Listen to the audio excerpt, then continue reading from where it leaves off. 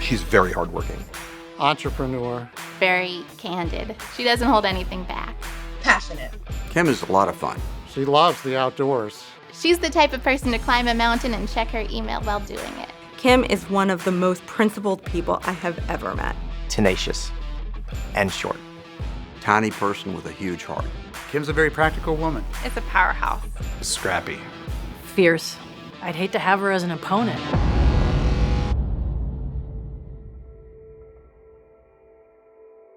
I was actually born in Massachusetts, but went to college in Maine. And when I graduated, I went up to Caribou, Maine to be a social worker. I was going to save the world. I took one look at the incentives that the welfare system provided, and I realized something was wrong.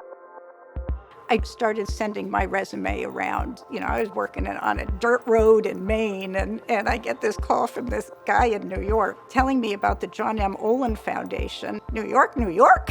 I stayed there and did that for about 5 years. Then moved to San Francisco at the Pacific Research Institute, then the National Forum Foundation, and then the Institute for Humane Studies. So, as you can tell from my history, I did a lot of things. I kind of had a habit of getting antsy and looking for something new, a new challenge. And so I've now been working for Dan Searle since 1996. That's because I can't imagine a job better than this. Kim has made this place the best work environment that you could imagine. I love the people I work with. She wants to find good people and let them do their thing. It's amazing to work in a place where you actually look forward to going to the office. She's anything but a micromanager. We just have people with really independent personalities, and somehow we click really well. Kim's encouraged me to try to change the world in ways that I care about and that she and Dan Searle care about. And she's fed me from her own dinner table, so what's not to like?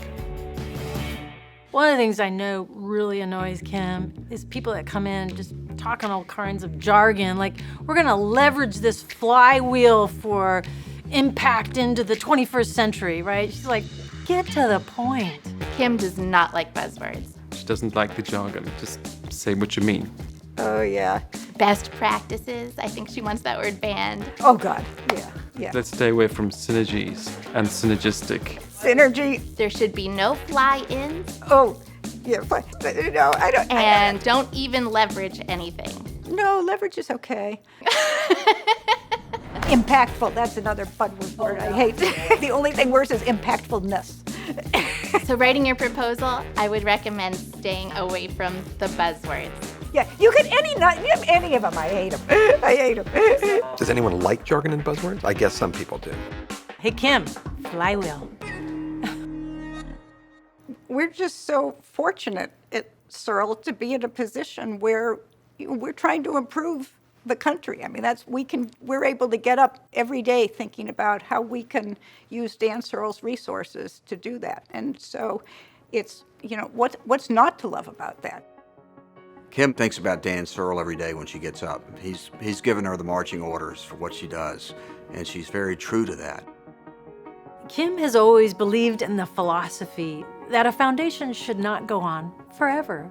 When she took the helm of Searle, she knew it was going to sunset. Kim takes donor intent really seriously, more seriously than most donors. She knows how many foundations end up being run by people who didn't know the original benefactor and don't care what they thought or wanted.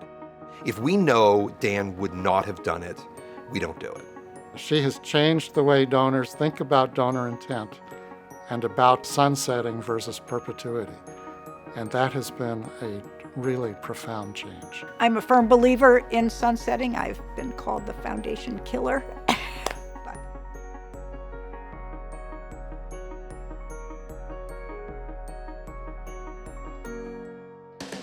I hate exercising. The only reason I exercise is because I like to eat and drink. And if I want to eat and drink, I have to exercise.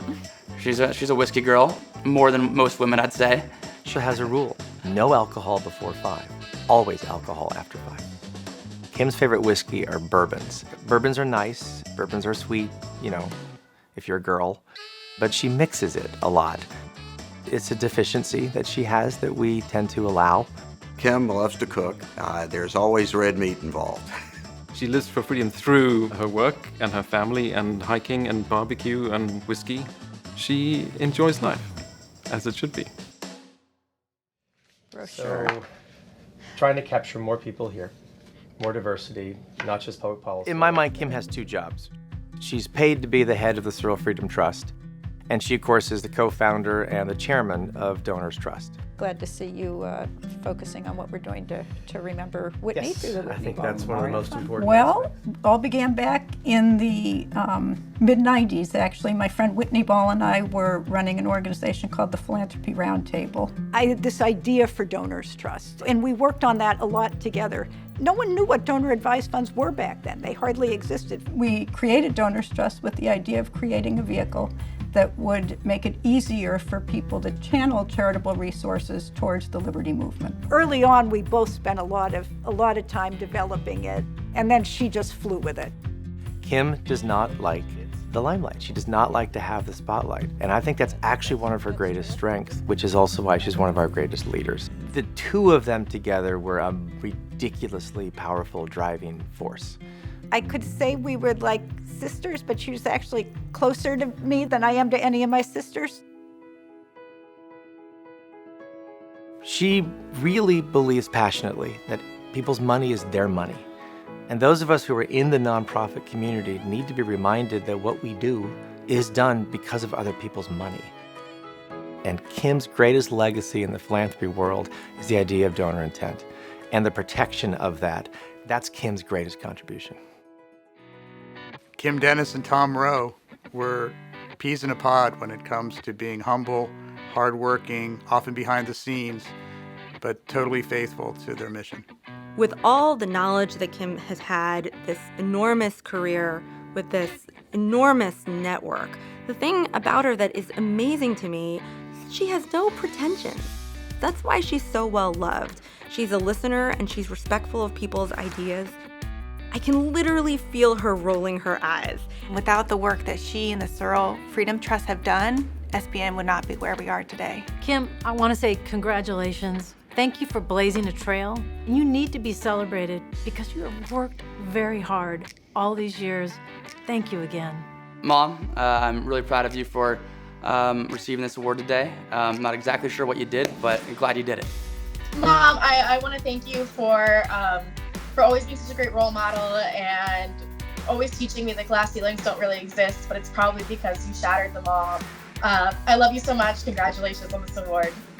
Congratulations, Kim, and thank you for everything. I know you tried to squirm out of it, Kim, but congratulations. I'm glad the board forced you to accept this. Congratulations on winning an award that you really didn't want. Kim! Congratulations on getting the Tom Rowe Award! Yeah!